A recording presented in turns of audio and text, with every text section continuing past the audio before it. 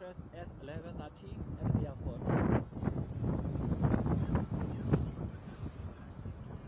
Yeah, it's okay. So where are you now?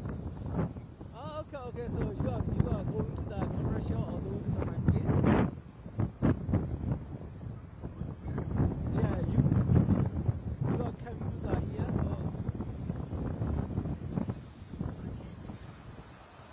Oh yes. I mean, are you going to the commercial or are you coming to the my place?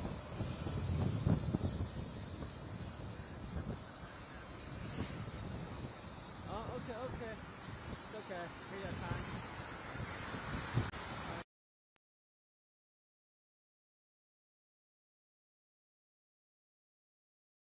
Live service.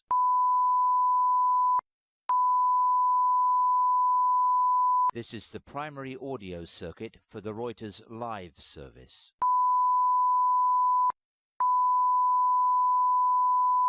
This is the primary audio circuit for the Reuters live service.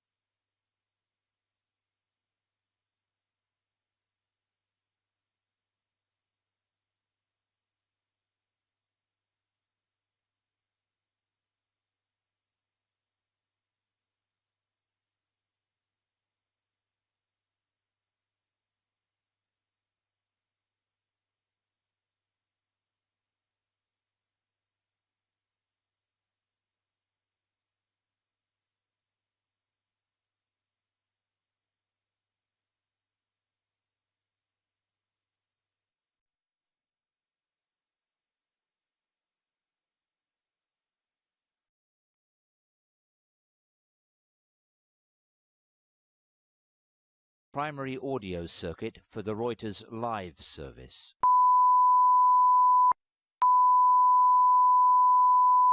This is the primary audio circuit for the Reuters live service.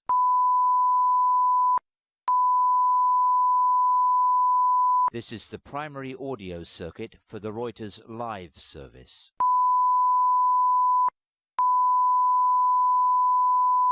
This is the primary audio circuit for the Reuters live service.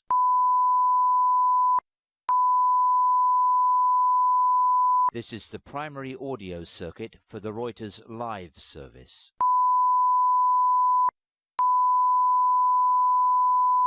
This is the primary audio circuit for the Reuters live service.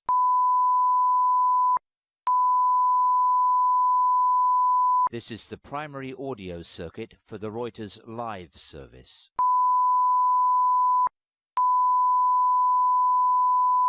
This is the primary audio circuit for the Reuters live service.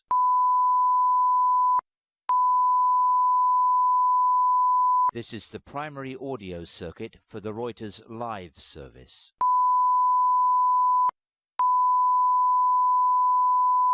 This is the primary audio circuit for the Reuters live service.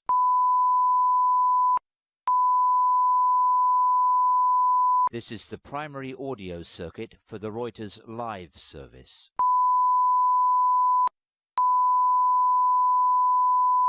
This is the primary audio circuit for the Reuters live service.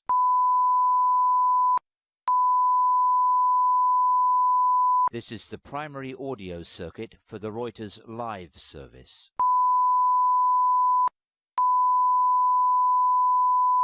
This is the primary audio circuit for the Reuters live service.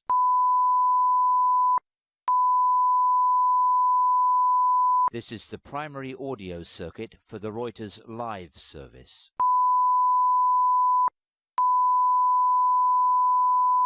This is the primary audio circuit for the Reuters live service.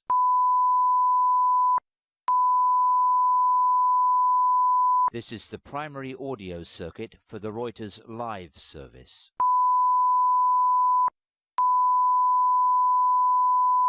This is the primary audio circuit for the Reuters live service.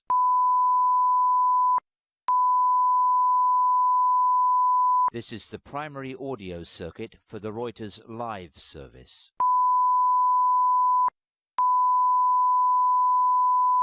This is the primary audio circuit for the Reuters live service.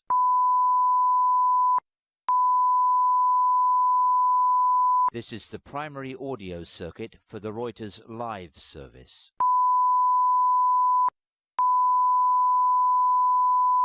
This is the primary audio circuit for the Reuters live service.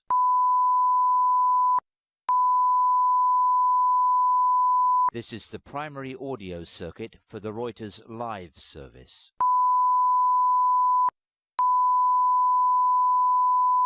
This is the primary audio circuit for the Reuters live service.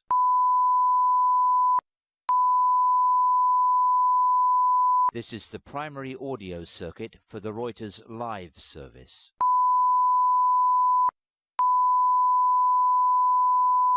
This is the primary audio circuit for the Reuters live service.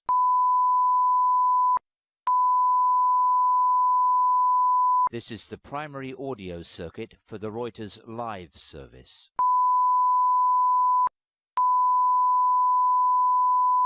This is the primary audio circuit for the Reuters live service.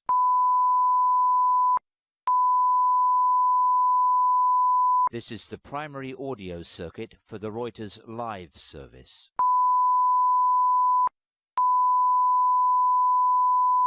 This is the primary audio circuit for the Reuters live service.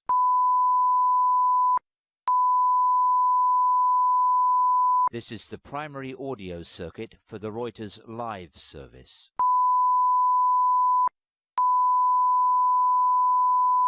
This is the primary audio circuit for the Reuters live service.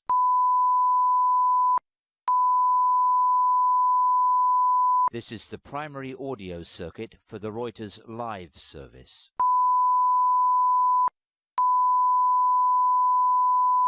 This is the primary audio circuit for the Reuters live service.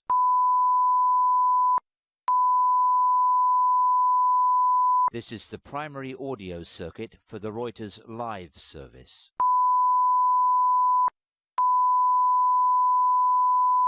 This is the primary audio circuit for the Reuters live service.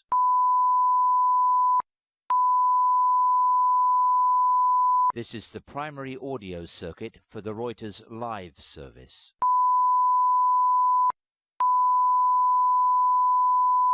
This is the primary audio circuit for the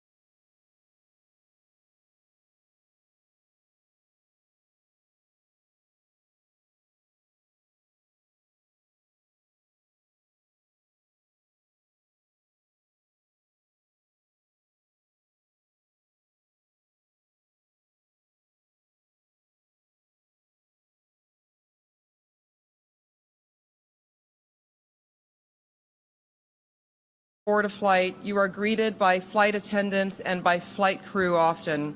It's their job to make us comfortable and confident about the flight ahead, and they do an incredible job with that.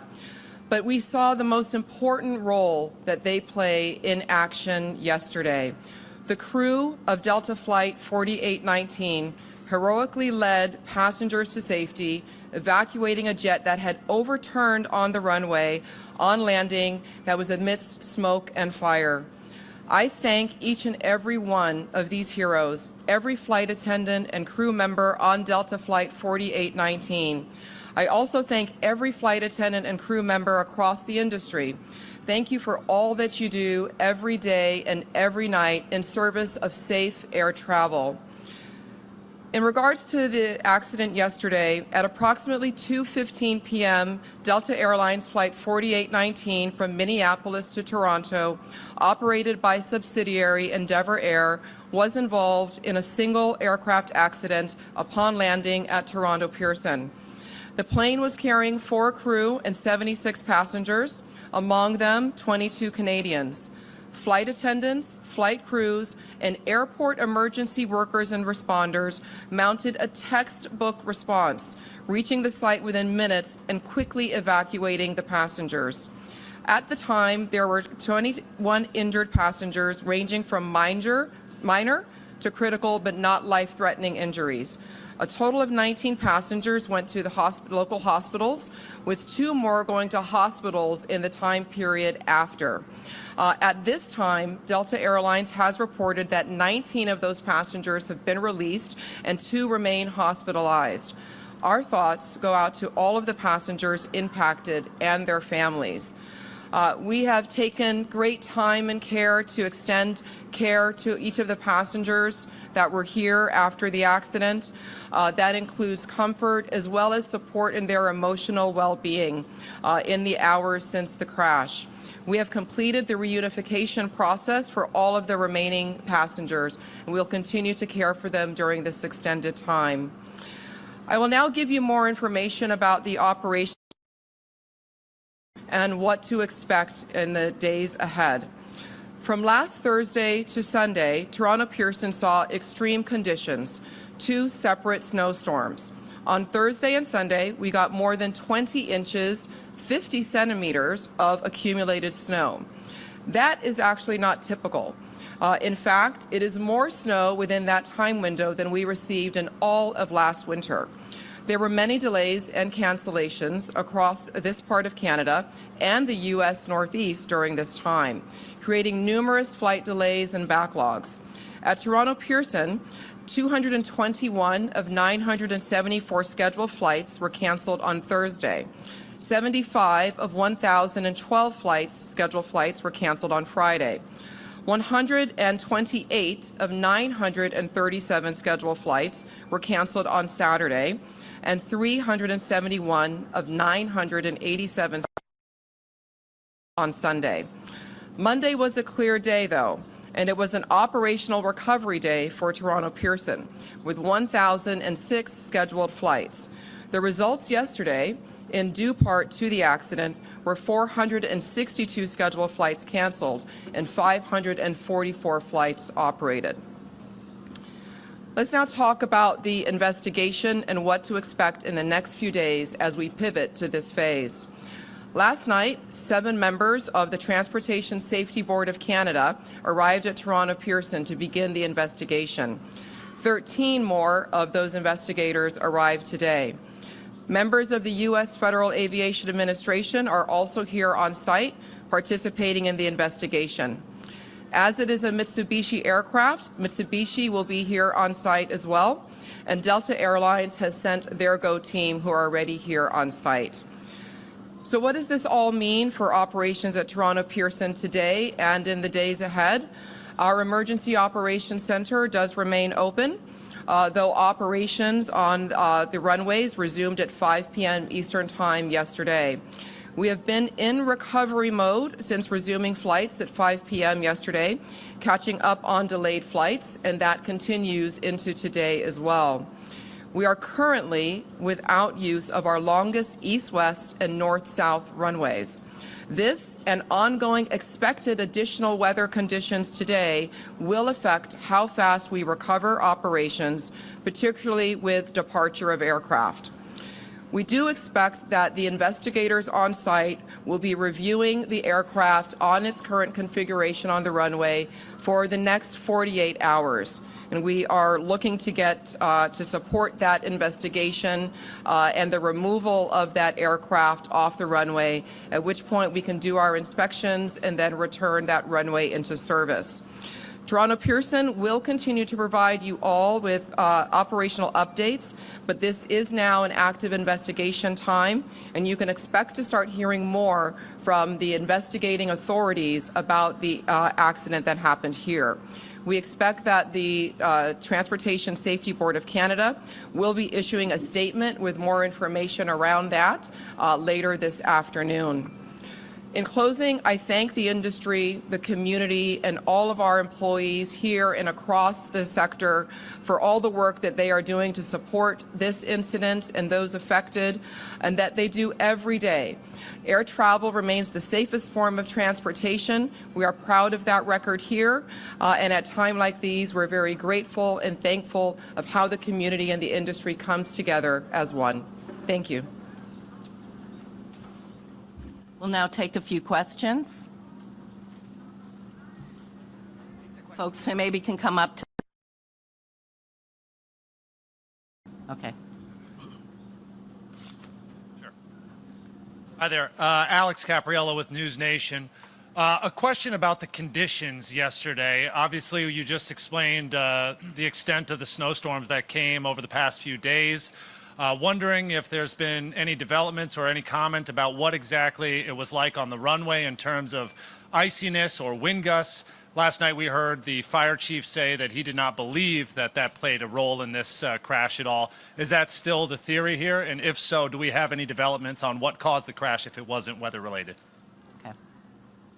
Yeah, this would not be a time for us to have theory or to speculate on what caused the crash. So as I shared, we have a number of agencies that are here that are responsible for doing a thorough and full and complete investigation to determine all the causal factors, and we are looking forward to getting those results and to sharing those, and those will be shared very publicly once they are received. And I understand that if you don't want to speculate about the crash, but can you tell us then what the condition of the runway was like at that time of the impact? I mean, was it slick? Have your teams been able to determine that? I look forward to sharing all of that information at the proper time. Again, those are all the details that are going to be covered during this investigation, and that is active currently. Hi there, Viosa Isai from the New York Times. I have one question and a follow-up. Does air traffic control handle CRJs differently than other aircraft in crosswinds? The air traffic control is responsible, NAV Canada, for all of the aircraft activity here at Toronto Pearson and in the surrounding areas. They will have to respond differently themselves as to how they manage those aircraft uniquely. And then how do you decide to pause operations because of wind, and who makes that decision? That is a cross-collective decision that is made between NAV Canada and the pilots during live operations. We are not pausing operations. We do have a slowdown in the operations due to 2 of our runways being closed for operations at this time, and those are the key contributing factors to the delays. Last question. There's no Delta or TSB representatives on the stage with you right now. Are you able to speak to why they're not present? We've been very much in communication with all of those involved, all of the agencies, Delta Airlines and others. We've all had quite extensive communication. They've been in our EOC, our Emergency Operations Center. So the system and the response to the accident is working as planned and going quite well with our partners. John Worrell with the Associated Press.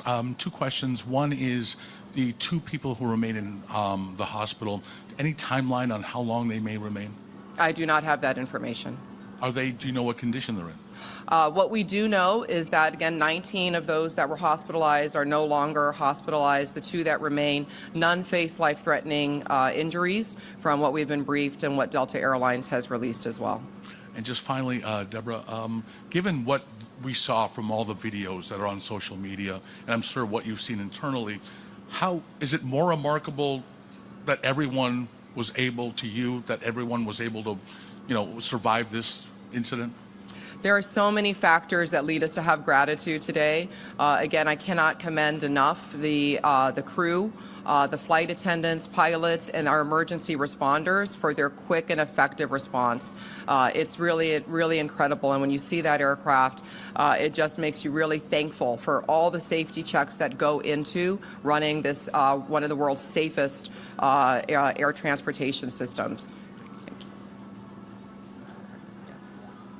Okay, we'll take questions now from the first responders, please. Good morning, Momin Qureshi from 680 News Radio. My question really is, last check, the Wreckage was still out there on the runway. I just wanted to know if we know how long that will be out there and what kind of impact that's having on service here at the airport. Yeah, so as I shared, yes, that the remains of the aircraft will remain on the runway while the investigators are performing their reviews. We expect that could be about 48 hours. And so until that time, 2 of our runways will remain closed, and that is affecting the volume of traffic that we're having. So passengers should be looking and working with their airlines, checking our website for information on delays and potential cancellations as well for the next several days. Just as a follow-up to that, then, I've been upstairs, as many of us have, talking to passengers, and many of them, most of them, all of them really are understanding of the ripple effect, but are extremely frustrated by the lack of information or conflicting information. So just what do you say to your passengers right now who are trying to get themselves on flights to their destinations but are left feeling frustrated by conflicting information or a lack of information? We are here very much at the airport to support and provide passenger care for people that might find themselves here at their airport and have their flights disrupted. So we'll continue to provide that customer care for them. But in the interim, please do check with your airlines, check your website, and check your apps for your most updated flight information. Thank you. We'll move now to questions to the responders. Thank you. Yeah, sure. It's Shauna with City News. Can you talk a little bit about the response, how long it took fire trucks to get to the plane, and can you talk a little bit about the flame that we saw in the video and the smoke, and was it easy to put out? And just really take us through the response. All right, Todd. Yeah, thank you for the question. The actual time, it was a very quick response from Toronto Pearson Fire Emergency Services. Upon arrival, the crew did witness spot fires. They were able to quickly knock down the spot fires using the aircraft rescue firefighting apparatus. Once the fires were knocked down, the crews did make entry and perform primary search and rescue. The passengers were all evacuated, and then they were taken to a secondary location at Station 2 for triage with our mutual aid partners. Okay, just a quick follow-up. Can you describe what it was like? Because we've seen videos of the passengers hanging upside down in their seatbelts. Can you maybe just describe what it was like to get these people, hanging, cut down, and out of the plane? I believe that most of the passengers self-evacuated at that time. And upon arrival, they were being escorted to a second location.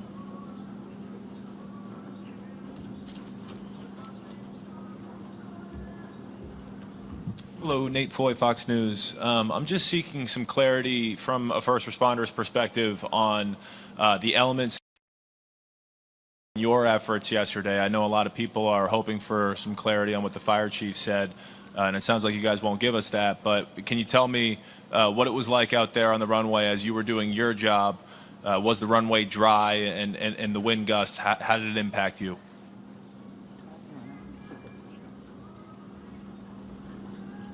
And like we mentioned, it's very early to make any conclusions. I know I provided a little bit of information yesterday for transparency. Today, now we have an active investigation. Therefore, any of those questions would have to be directed toward Transportation Safety Board.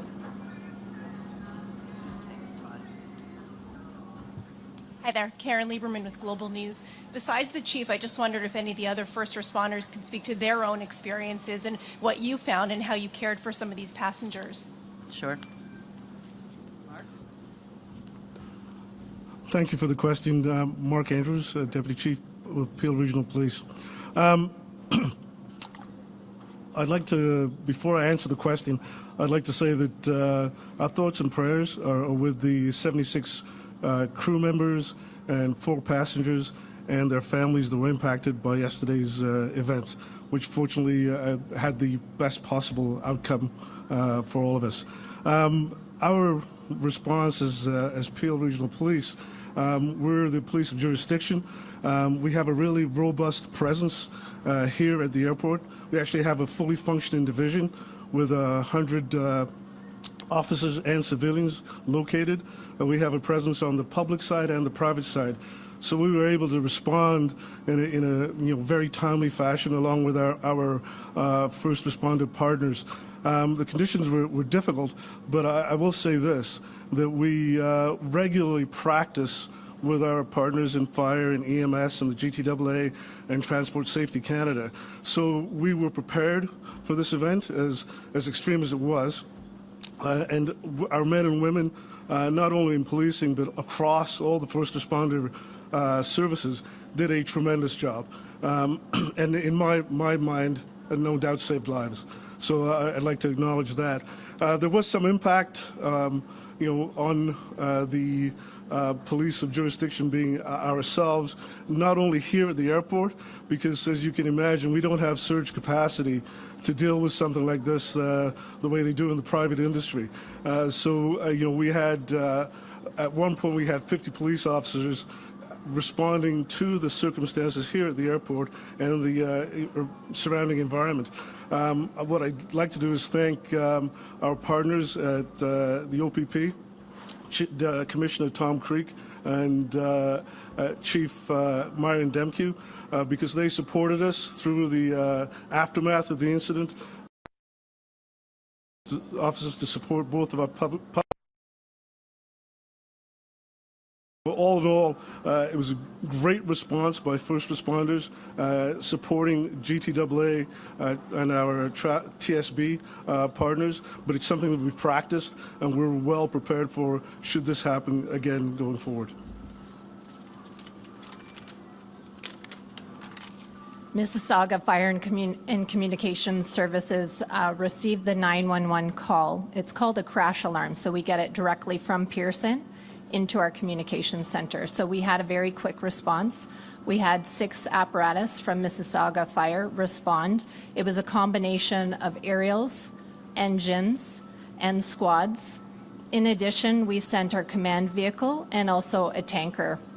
We also had an acting platoon chief, a district chief, and myself that attended the scene. I took a position within their emergency operations center. Just to reiterate what Deputy just said, annually our firefighters at a location called Festi. It's a training facility.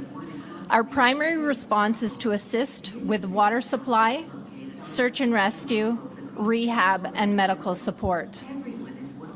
The Mississauga Fire and Emergency Services and Mississauga Office of Emergency Management participates in 2 annual emergency exercises that are held at Toronto Pearson International Airport each year, including a high-level tabletop command exercise and a full-scale boots-on-the-ground emergency exercise.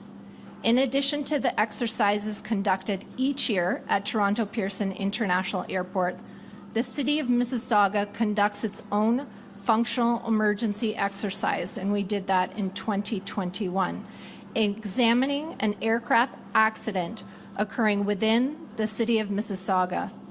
This exercise included partners from various organizations, including those represented in the exercises held here regularly at Pearson. The Mississauga Fire and Emergency Services and OEM provides emergency management training to regional partners from various organizations who may be involved in the response to an aircraft accident, amongst other emergencies.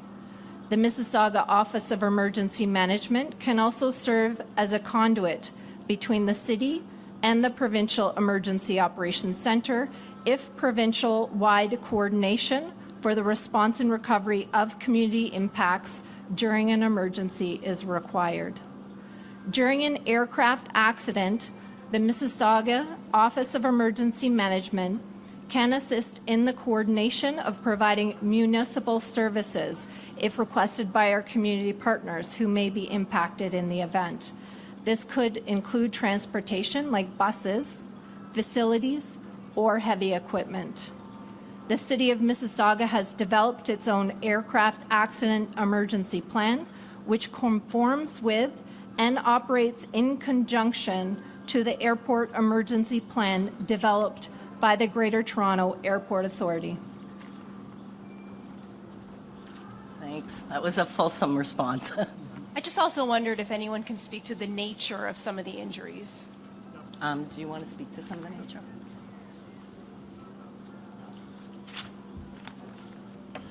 Good afternoon. My name is Corey Takach. I'm a commander of operations within Peel Regional Paramedic Services.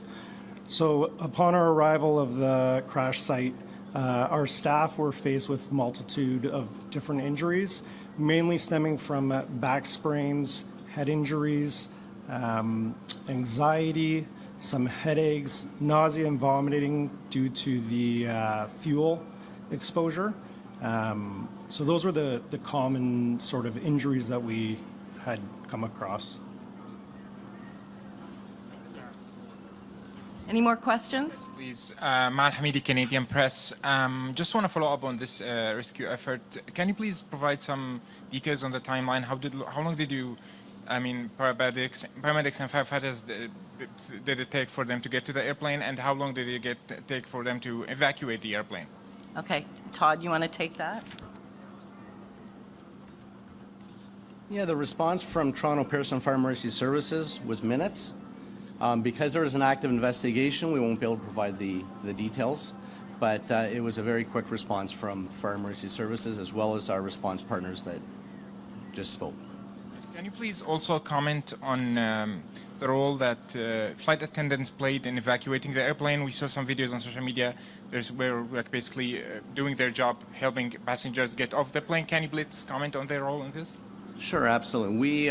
We train for such events. We're very well prepared and trained, and the firefighters responded textbook. They were able to knock down the fire. They're able to assist the passengers getting off the plane, and then performing triage and then response to the hospitals. Thank you. Next question. Hi, I'm Alex Miller with Scripps News.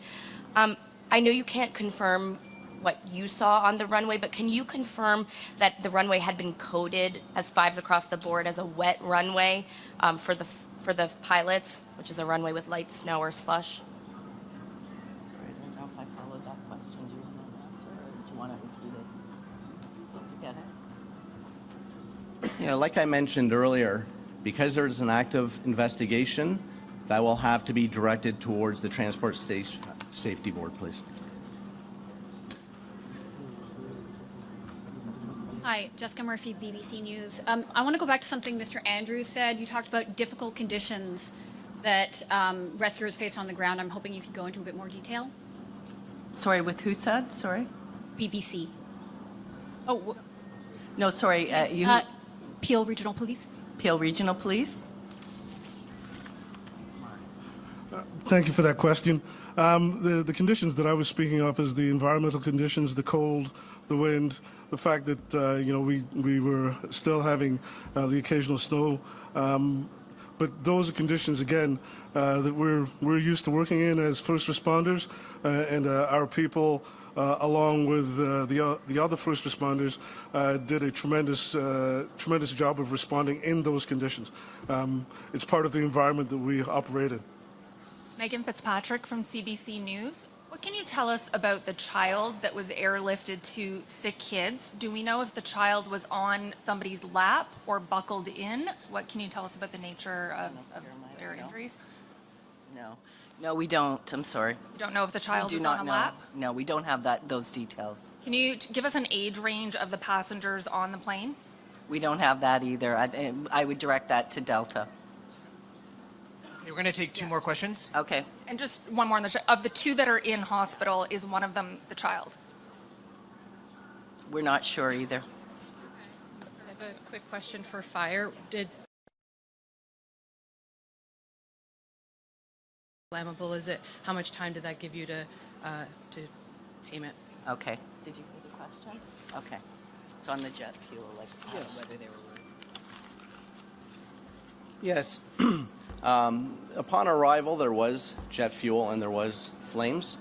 We do have specialized aircraft rescue firefighting equipment that carries water, foam, and dry chem, and that it is utilized to smother and cover up the jet fuel to provide mean-free egress for the passengers. So we do have the appropriate equipment and the appropriate training to mitigate that emergency. Okay, we'll take the last question. Just like a last question on the nature of the injuries. The people who were more seriously injured, those who were at one point in critical condition, what type of injuries were those? Are we talking about like broken bones, serious sprains? I think the paramedic did speak to that a bit, but he can come back and reiterate. Yeah. So on the initial assessment in any mass casualty incident, we do a triage of patients. And yes, some patients were deemed to be critical at that time. And we make that assessment based on our initial contact, what the patient's complaining of, the fact that they were involved in a plane crash. And some of those determinations happen quite quickly in the short amount of time that we spend with that patient to ensure that they're receiving the quickest care possible. And there are times when further care occurs and those conditions get downgraded. So from critical to like serious and non-life threatening. There are times in scenarios like this where somebody may be complaining of like abdominal pain or a head injury, and we may err on the side of caution to deem them critical because we can't see inside their skull, we can't see inside their abdomen, but based on some of their vital signs and other determining factors, that's when sort of the decision to make them a critical patient would have occurred. So in terms of like the acuity of injuries, perhaps the most acute would be that like the back sprain or the head injury possible. Yeah, a head injury from an acuity state is obviously very dangerous. The issue is we obviously can't see inside the head at that time, right? So. Well, thank you all for coming today. We really appreciate it. I really thank all the responders as well for their time to come today and explain the situation on the ground. We will continue to give more updates on operations, Toronto Pearson, but from this going forward now, it is an active investigation, and we can expect hopefully to hear some news from the investigators. Thank you.